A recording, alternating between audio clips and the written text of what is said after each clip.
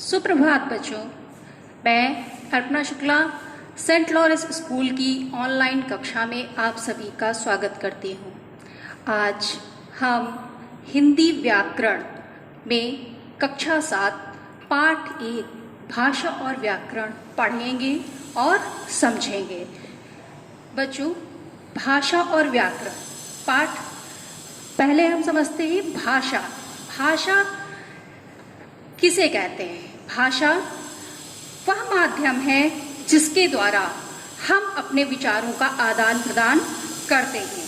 भाषा एक ऐसा माध्यम है जिससे मनुष्य सार्थक शब्दों के द्वारा अपने भावों और विचारों और संदेशों को दूसरे के समक्ष अभिव्यक्त करता है तथा दूसरा भी हमारे विचारों को समझता है।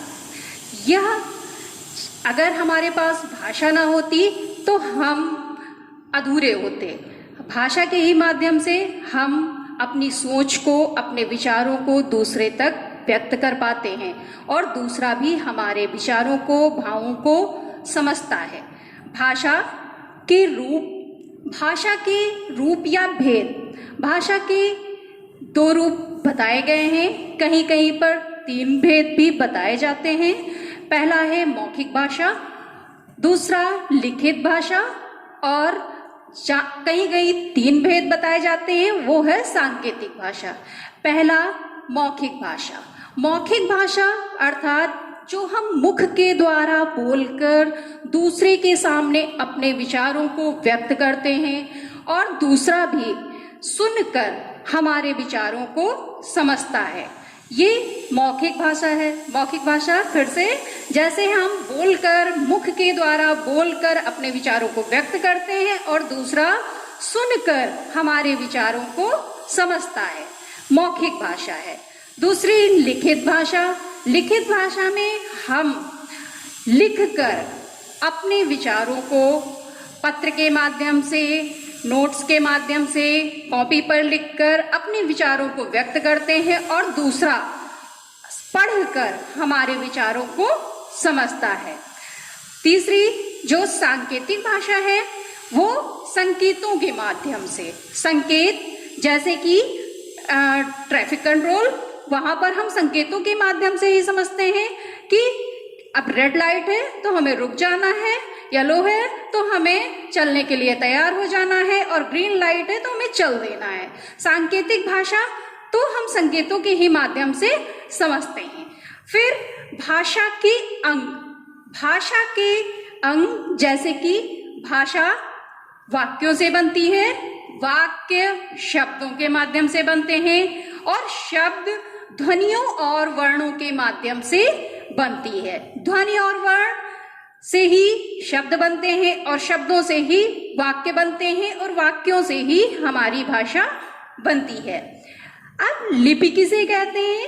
लिपि भाषा को लिखने के लिए कुछ निश्चित चिन्ह बनाए गए हैं। भाषा जब लिखी जाती है तो उसके लिए कुछ एक निश्चित चिन्हों की आवश्यकता हमें होती है, वो चिन्ह बनाए गए हैं। उन्हीं निश्चित चिन्हों की व्यवस्था को हम लिपि कहते हैं। और जैसे देवनागरी लिपि के माध्यम से हम हिंदी भाषा, नेपाली भाषा, संस्कृत भाषा और मराठी भाषा को लिख सकते हैं। फिर जैसे अंग्रेजी भाषा हम रोमन लिपि के माध्यम से लिखते हैं। पंजाबी भाषा हम गुरुमुखी लिपि के माध्यम से लिखते हैं। उर्दू भाषा हम फारसी लिपि के माध्यम से लिखते हैं। राष्ट्रभाषा, प्रत्येक राष्ट्र में अपनी एक भाषा होती है। जो भाषा सबसे अधिक प्रचलित होती है उसे राष्ट्रभाषा कहते हैं। हमारे भारतवर्ष में भी हिंदी को राष्ट्रभाषा माना गया है। हिंदी सबसे अधिक प्रचलित है और सबसे अधिक बोले जाने वाली भाषा है। अब व्याकरण, जितनी भी भाषाएं हैं, चाहे वो हिंदी है, चाहे संस्कृत, चाहे इंग्लिश है, जितनी भी भाषाएं, सबकी अपनी अपनी व्याकरण होती है। क्यों होती है? क्योंकि हम भाषा को शुद्ध रूप से बोल सकें, शुद्ध रूप से उसे लिख सकें और उसके शुद्ध रूप से उसे हम समझने का प्रयत्न भी करें।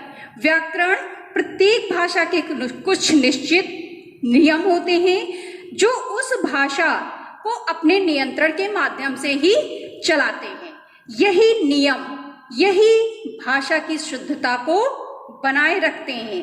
अतः व्याकरण वह ज्ञान है जिसके द्वारा हम भाषा के नियमों का विश्लेषण करते हैं और भाषा में अधिक से अधिक जितना ही हम व्याकरण को जान लेंगे, व्याकरण को समझ लेंगे, उतना ही हमें भाषा में शुद्धता, हमारी भाषा में शुद्धता आती जाएगी। अर्थात व्याकरण क्या है? भाषा को शुद्ध तरीके से लिखने का, जानने का, समझने के नियम है। व्याकरण के भेद, व्याकरण के 4 भेद होते हैं: वर्ण विचार, शब्द विचार, वाक्य विचार और रूप विचार।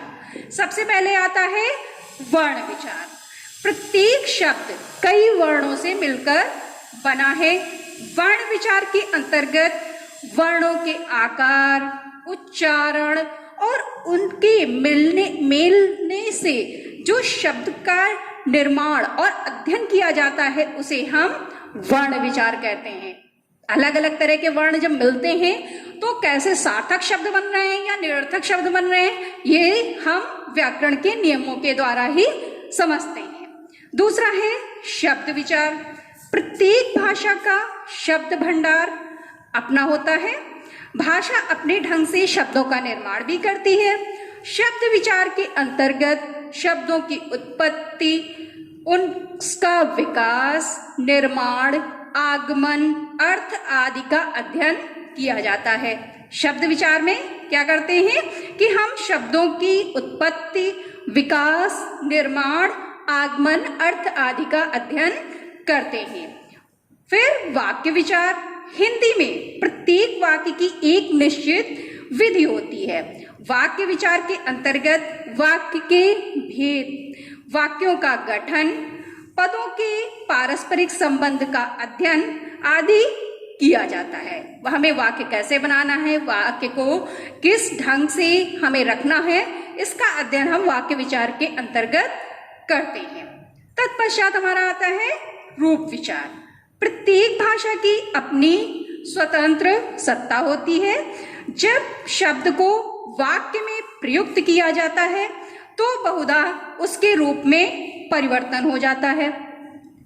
रूप विचार के अंतर्गत शब्दों के रूप परिवर्तन, उनके रूप परिवर्तन, फिर उनकी रचना और उनके भेदों आदि का अध्ययन किया जाता है।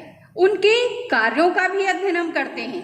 तो इस प्रकार से व्याकरण के 4 भेद, वर्ण विचार, शब्द विचार, वाक्य विचार और रूप विचार होते हैं।